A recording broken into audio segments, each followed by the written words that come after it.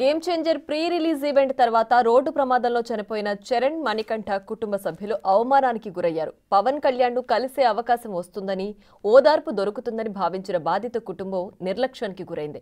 పిఠాపురం వచ్చిన పవన్ కళ్యాణ్ తమను పట్టించుకోలేదని బాధిత కుటుంబ సభ్యులు చెబుతున్నారు. తమను పిలిపించి అవమానించారని ఆవేదన వ్యక్తం చేస్తున్నారు. బాధిత కుటుంబం నుంచి మరింత సమాచారాన్ని మా ప్రతినిధి శివశంకర్ అందిస్తారు.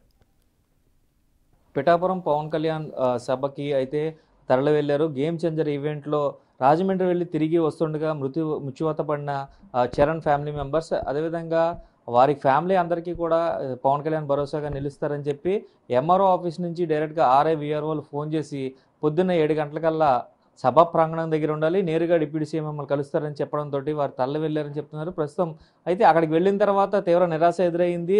ప్రతిసారి తిప్పుతూ ఉన్నారు తప్ప పవన్ కళ్యాణ్ని నేరుగా కల్పించలేదు. పవన్ కళ్యాణ్ కూడా ఎటువంటి స్పందన ఇవ్వలేదు. దీనికి సంబంధించి స్టేజ్ మీద కూడా చరణ్ కోసం కానీ మణికంఠ కోసం కానీ ఒక మాట కూడా మాట్లాడలేదని వాళ్ళు ఆవేదన వ్యక్తం చేశారు. అయితే ప్రస్తుతం చరణ్ ఫ్యామిలీ దగ్గర మనం ఉన్నాం, మాట్లాడే ప్రయత్నం చేద్దాం. చరణ్ అక్క మనతో ఉన్నారు, మాట్లాడదాం.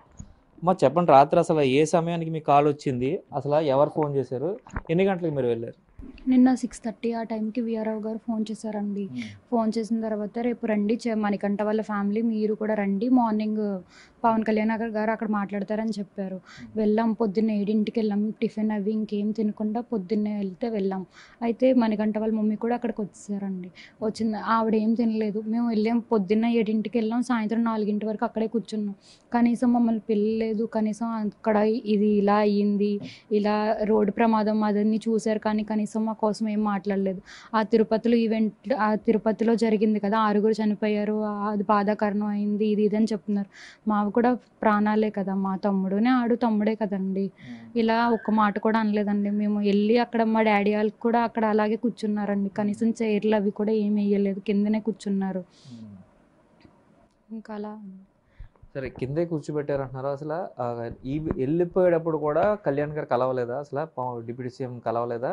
కల్పించే ప్రయత్నం ఎవరో చేయలేదు. అధికారులు తీసుకెళ్లారు కదా మిమ్మల్ని వెంట పట్టుకుని, వాళ్ళు ఎక్కడ ఉన్నారు? అంటే మిమ్మల్ని విడిచేసి వాళ్ళు వెళ్ళిపోయారా మళ్ళీ వెనక్కి? వాళ్ళు మా చెల్లిని మా ఫాదర్ ఉన్నారు, నన్ను అయితే విఐపి అక్కడ కూర్చోబెట్టారండి. వెళ్ళడానికి కూడా ఇద్దరినే రమ్మని చెప్పారు, ఎక్కువ మందిని అలౌ చేయట్లేదు. ఇలా కల్పించలేనప్పుడు ఎంతమంది వెళ్తే ఏముందండి. అయితే వెళ్తున్నప్పుడు గుంపులో ఇల్లు అని చెప్పారండి. ఉదయ భాస్కర్ గారు అయితే చెప్తున్నారు వీళ్ళకి ఇల్లు లేదా అంటే చూద్దాం అని చెప్పేసి వెళ్ళిపోయారు. కానీ అసలు ఏం పట్టించుకోలేదండి. అలా క్రౌడ్లోనే అలా గుంపుల్లోనే అడిగేశారు, కానీ అసలు అయితే మాకేం పట్టించుకోలేదండి. కనీసం ఒక్క మాట కూడా ఇలా అయ్యో ఇట్లా అయ్యింది అన్నారు. కానీ ఆ రోడ్ చూసారండి, ఆ రోడ్ చూసినప్పుడు కూడా చెప్పాలి కదా, ఇలా అయ్యింది ఏంటి అని చెప్పి ఇక్కడికి వచ్చి చెప్పాలి. కానీ ఎందుకు రోడ్ చూస్తే ఏం ఉపయోగం అండి? మేము వెళ్ళాం కదా, మేము ఆ బాధలో ఎందుకు వెళ్తామండి? మేము ఏమన్నా డబ్బులు అడిగాము, ఓదార్పు అడిగాము అంతే. కనీసం ఇలా దగ్గరికి తీసుకొని అయ్యో ఇంకెప్పుడు ఇలా జరగకూడదు ఎవరికైనా, మీకు జరిగిందా ఎలా అని చెప్పి ఒక మాట అంటే మేము ఏమన్నా అడిగేదామా అండి? అది కూడా మాకు లేదండి. ఇంకా అలా అయిందంత. ఇది చరణ్ అక్క చెప్తున్న పరిస్థితి. కనీస ఓదార్పు కూడా పవన్ కళ్యాణ్ నుంచి లభించలేదు. ఏం చెప్పినా కూడా ఎంపీ ఉదయ్ చెప్తున్నప్పటికీ కూడా సరే చూద్దామంటూ కూడా ముందుకు వెళ్ళిపోయారని చెప్తున్నారు. చరణ్ తండ్రి కూడా ఉన్నారు, మాట్లాడదాం. సార్ చెప్పండి, అసలు మీకు ఎన్ని గంటలకు వెళ్ళారు? వెళ్ళిన తర్వాత అసలు ఏం జరిగింది? లోపల ఎక్కడ కూర్చోబెట్టారు మిమ్మల్ని? పొద్దున్న ఇక్కడ 7:30కి బయలుదేరామండి. పిఠాపురం బయలుదేరిన తర్వాత ఎంఆర్ఓ ఆఫీస్ దగ్గర ఆగమన్నారు. అక్కడ లోపలికి వెళ్ళిన తర్వాత హీరో గారు ఎవరో వచ్చి పలానా దిక్కు వెళ్ళండి, అక్కడ మేము ఉంటాం, అక్కడికి వచ్చేసేయండి అని చెప్పన్నారు. అక్కడికి వెళ్ళిన తర్వాత లోపలికి తీసుకెళ్తారు, పోలీసులు గట్టా ఆపి ఎవరు పంపించారు, ఎవరు తీసుకొచ్చారంటే కూడా ఉండి ఇలా లోపలికి తీసుకెళ్ళారు. తీసుకెళ్ళిన తర్వాత మేము 4 వెళ్తే ఇద్దరు ఒకలో రావాలనేటప్పటికి సరేనే మా చిన్న పాప నేను లోపలికి వెళ్ళామండి. తర్వాత వాళ్ళు కూడా తల్లిని అలా అల్లుడు వచ్చారు లోపలికి. వచ్చిన తర్వాత లోపలికి స్టేజ్ మీద పైకి తీసుకెళ్ళి కింద కూర్చోబెట్టారు, అట్టే పక్కనే. కుర్చీ కూడా లేదు. పోన్లే, కింద కూర్చున్నందుకు కూడా మాకు బాధ లేదు. తర్వాత మళ్ళీ పవన్ కళ్యాణ్ లోపలికి రాగానే కిందకి దింపారు. కింద దింపిన తర్వాత మిమ్మల్ని పంపించేస్తాం, మీకు చెక్స్ చెప్పి మీరు ఏం మాట్లాడుకున్నారో మాట్లాడుకోవాలని చెప్పారు. వాళ్ళు చెప్పిన తర్వాత రెడీగా నుంచి ఉంటే ఎండకాస్తుంది అలా ఇలా అని చెప్పేసి మొత్తం ఆ చివరకు తోస్తే ఆ చివరకు కూర్చోబెట్టారు. ఆ చివరి నుంచి మళ్ళీ ఈ చివరకు కూర్చోబెట్టారు. ఈ చివరకు కూర్చోబెట్టిన తర్వాత సాయంకాలం 3:30 అవుతుంది. ఇంకా మాకు పిలుపు రాలేదు పైకి రమ్మని. ఇంకా వెళ్ళిపోయే ముందు కారు అక్కడ పెట్టారు. అక్కడ పెట్టిన తర్వాత దిగేటప్పుడు లాస్ట్ మినిట్ దిగేటప్పుడు మమ్మల్ని అక్కడ తోసారు. అక్కడ తోసేటప్పుడు క్రౌడ్ ఎక్కువైపోయి బాగానే వాళ్ళ మీద పడిపోతుంటే ఉదయ్ శ్రీనివాస్ గారు ఇగో అప్పుడే పలకరించి సరే మన చచ్చిపోయిన వేయాలైనా అన్నాడు ఈయన పవన్ కళ్యాణ్ గారు. ఉదయ్ శ్రీనివాస్ గారు ఏమో వాళ్ళకి ఇల్లు గట్ట ఏం లేదండి, మొన్న జరిగింది వేయాలని ఆయన చెప్తే సరే చూసుకొని వెళ్ళిపోయారు అతనికి. ఇంకా అంతకంటే మనం చేసేది ఏం లేదండి, ఇంక తిట్టుకుని వచ్చేసామండి. అసలు దేనికోసం పిలిచారండి? ఏం ఇప్పుడు మీరు రావడానికి ఒక కారణం ఉంటది కదా! ఏం చెప్పి మిమ్మల్ని అధికారులు ఆ సభా ప్రాంగణం వరకు తీసుకెళ్లారు? అదే మామూలుగా ఏమీ చెప్పలేదండి. మామూలుగా అయితే పవన్ కళ్యాణ్ గారు రమ్మని కూడా చెప్పినట్టు కూడా మాకు తెలియదు. అక్కడ ఏం జరుగుతుందో కూడా తెలీదు. మామూలుగా రేపు ఆఫీస్‌కి రండి అని చెప్పారు. ఈ ఈఆర్ఓ గారు గట్టాన.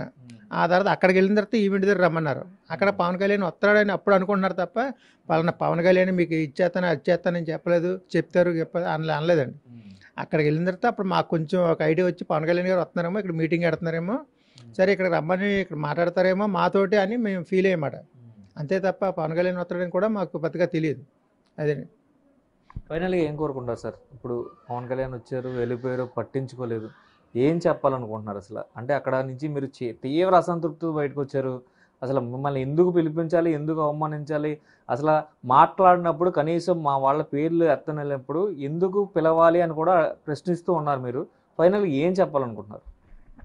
అక్కడ పిలిచారు. పిలిచిన తర్వాత స్టేజ్ ఎక్కించిన తర్వాత అగో ఆళ్ళ తల్లిదండ్రులు ఏలేనండి, ఆళ్ళ పిల్లలు కూడా పోయారు అని ఒక్క హగ్ ఇస్తే సరిపోనండి. మాకు హగ్గులు కూడా ఇవ్వలేదు. ఆళ్ళు పైకి రమ్మనలేదు స్టేజ్ పైకి.